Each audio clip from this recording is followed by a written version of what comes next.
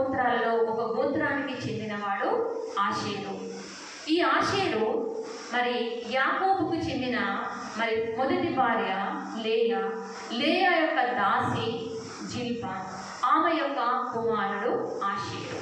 ఈ ఆషేరు పుట్టినప్పుడు ఆషేరు అను మాటకు సంతోషము అని అర్థము. సో ఈ ఆషేరు గోత్రములో నుంచి వచ్చింది ఈ యొక్క అన్న ప్రవక్తిని.